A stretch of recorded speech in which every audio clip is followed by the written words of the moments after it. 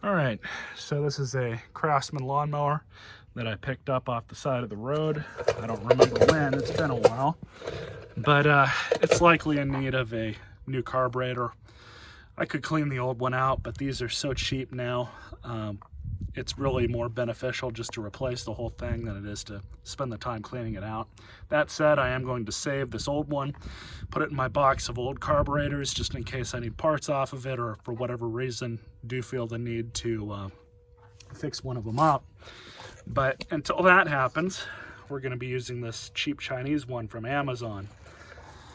So I don't really know much about this thing. I do know that the control cable seems to work okay. We've got compression, so no harm there. We're gonna pull the air hat off.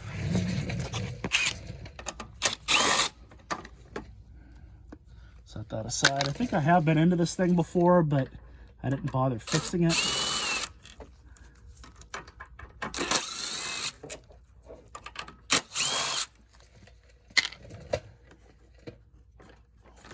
Off. Now we have access to everything up here. And yeah, so this is the original carburetor. I didn't go any further with this thing, obviously. All right.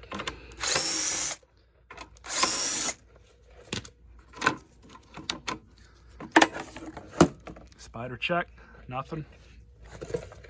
Do a 1/4 inch bolt right up at the top.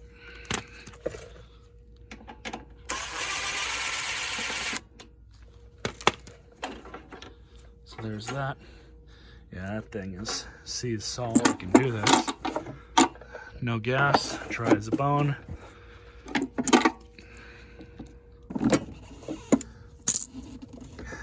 And this fuel line is in really good condition, nice and pliable, so we don't need to replace that, thankfully. It also appears that we're missing a bolt. Now I know I've not been in this thing before because of that. So I might have replaced this pull cord, but I definitely didn't mess with this carburetor if that's the case. But thankfully I do have a bunch of extra bolts on hand. So there's the old carburetor. I'll pull this O-ring out of here because that'll be replaced. So for those of you that haven't seen it, I did do another video before. It'll be in the description bar on these Chinese carburetors. They're a good deal. $8 to $10 gets you a brand new one from China. It is worth noting that Briggs & Stratton really no longer manufactures anything stateside anymore. It's all sent subbed out to Chinese factories, and it's made overseas. So it's quite possible that a lot of these carburetors are coming from the same factories that Briggs get their parts. However, there is a caveat to that. These carburetors, being the fact that they're so cheap, they don't really cut corners on the metallurgy or the fact that these things are going to work or not as a carburetor. The quality control is what's left to be desired. Now, the last one I had of one of these, this bolt that's here at the bottom, which basically functions as a emulsion tube or fuel pickup line. I had an issue where from the factory, this bolt had a piece of shaving in it from when the holes were originally drilled into this bolt. And I'll show you guys here. And it was clogged up right in there. You could barely see any light through it. This one looks okay. I'm going to stick a piece of wire through there just to see if I can get anything inside to come out or be pushed down. Then we'll know we'll have an issue there or not. But since we're already here, we can pull the bowl off, look at everything inside.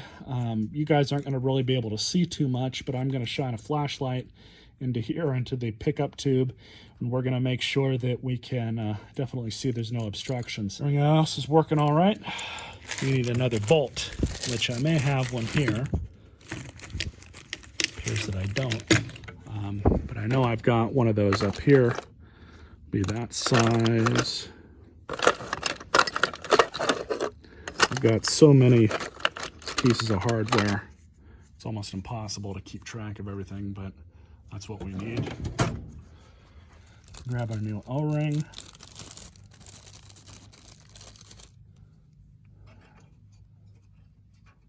Throw it on just like that.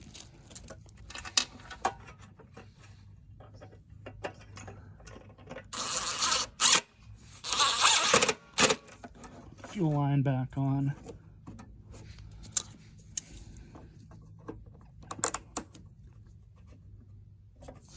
There we go. We can install this. Now you want to make sure that this thing moves freely. You can tighten those too tight. I've done it.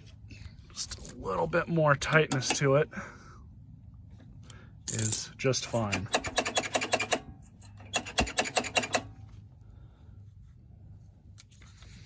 You want to make sure that these gaskets are seated all the way down. I have had them leak in the past. If they leak too much air, it affects the way the machine's going to run. So it's very important that those are put on correctly.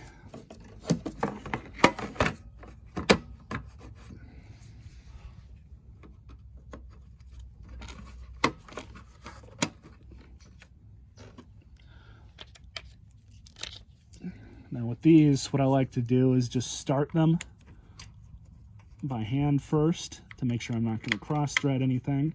Using a power tool, you want it nice and easy.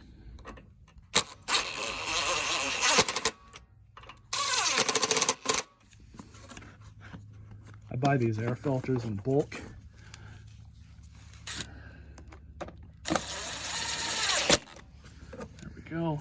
But I did find out of the garbage this morning a almost like new bag that fits any MTD mower deck. This deck did not come with a bag, so it was really nice to find that. That just upped the value considerably when I go to sell this thing. I also painted the beauty cover.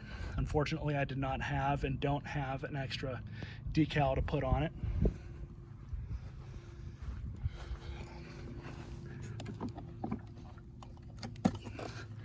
I did sharpen the blade, cleaned off the underside of the deck. Looks really nice under here now. I balanced the blade too. It was a little out of balance.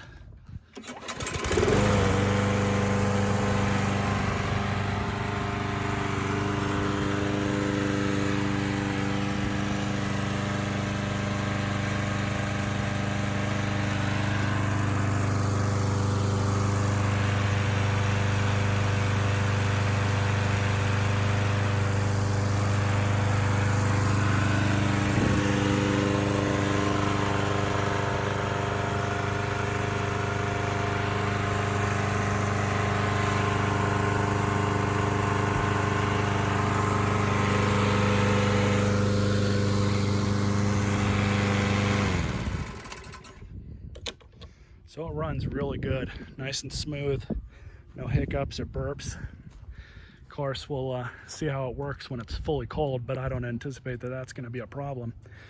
This will be probably about an easy $100 or so. If it was in perfect condition, I could probably get $140 for it. But I hope you guys enjoyed this video and stay tuned for more.